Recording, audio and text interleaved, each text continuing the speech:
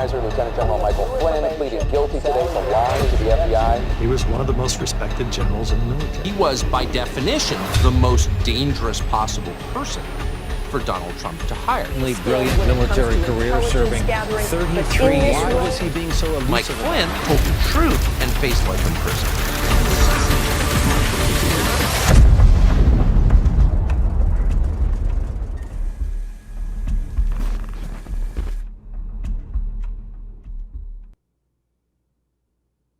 Does my heart well to see the general back out there still fighting for it. Joining me now, General Michael Flynn has this movie out, which I would highly recommend, flynnmovie.com. Go tune in. General, it's an honor, sir. For people who are not aware of your career, everyone knows your name by now. You are infamous, as they would say. But for those who don't know about your career, what is your background before you hooked up with the President Trump? Yeah, my background was really... 33, just over 33 years in the Army. I spent 5 years in direct combat operations overseas, everything from Central America, the Caribbean, Central Asia, of course, the Middle East and places like Iraq. Spent some time on 6 continents. I have served in the Airborne, 82nd Airborne Division. I've served in Special Operations Forces.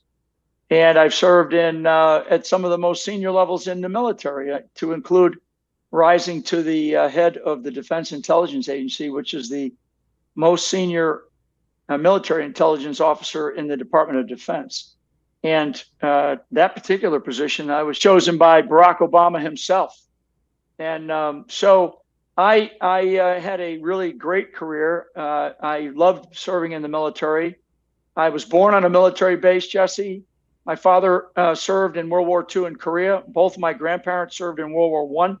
One of my grandfathers served in World War I and World War II. And really since World War II, with the exception of probably the Bay of Pigs, and we have had a Flynn serving in every conflict or every war since World War I. So that's the story of my family, and a part of my story in service to country in uniform. And then, of course, I made the huge mistake of getting involved in politics, right? With these horrible people that are involved in politics. My God. And but I did because there's one thing that I firmly believe in, and I saw happening to our country because I'm a student of history, world history, and U.S. history, and I am I've been in the intelligence field for a long time, so I've studied many of our adversaries and our opponents overseas, and I never thought, as I state in the movie, I never thought that the worst enemy that I'd ever faced would be right here at home. But what has happened is we have allowed ourselves to become complacent and lazy in this country, Jesse, and that's every American, frankly. I include myself in there. And we have just let these politicians run roughshod over our country for the last 50 years, really since post-World War II. Everything. I mean, everything from taking over our education system, taking over our law enforcement, taking over our healthcare systems. I mean, every single aspect of who we are as a nation and what we're supposed to be as a society based on a set of values and principles. And we just lost sight of all of that. And that's the real message in this movie. The movie is a phenomenal movie. I mean, I'm humbled by the feedback. I worked very hard with my team of people. The producer of this movie, Scott Wiper, who is a Hollywood guy. Actually, I looked very high and low for the right person to do this, to tell this story. And I didn't want somebody sort of on the conservative documentary side. I wanted somebody who really, saw me from afar, but was a good storyteller. And I found the right guy. It took me about 3 years to actually discover this director, producer, Scott Wiper. And he's not really well known in Hollywood. He's done he did The Big Ugly and some other action films, but he's a great person. And he was sort of in the left, not progressive, crazy left, but he was on the left side life in terms of political ideology. And I wanted him to bring his team, and we worked hard to get that team here because Hollywood would not, they did not want to have this group of guys and gals telling this story. And so they felt a lot of pressure, but they told it. And with my family, and I don't know if you've had a chance to see it, but there's a really intimate portrayal inside of my family in this movie. And it really shows the strength and the resilience of a family when a family bonds together, what they can do, what they can achieve. And like my sister Mary says toward the end of the movie, if the Flynns can fight this darkness out of our lives, then the American people can bond together and fight this darkness that we're facing right now out of our lives here in America. Because we're facing darkness. We're facing dark times, folks, if we don't get our act together. And this movie is a portrayal of the corruption that we face, that I face, certainly, but we all face. And I'll finish with this part, Jesse.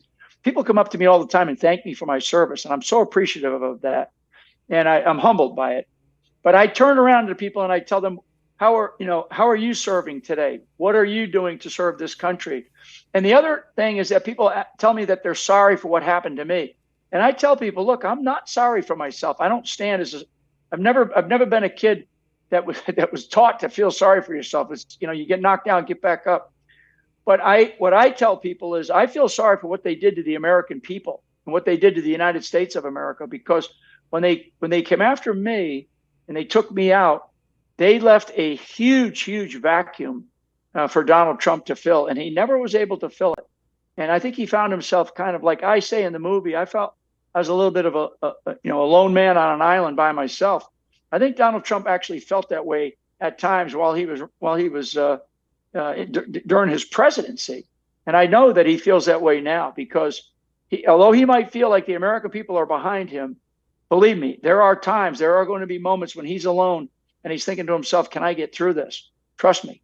I mean, he's a human being, and as I am. And what we're facing is an ungodly amount of evil that has permeated the fabric of the United States of America. And we're the last bastion.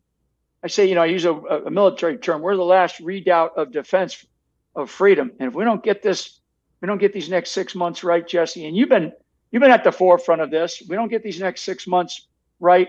We're gonna find ourselves calling, the United States of America, the United Socialist States of America, because we're heading to and socialism is probably too soft of a word because what some of these people represent. So anyway, I'll stop there.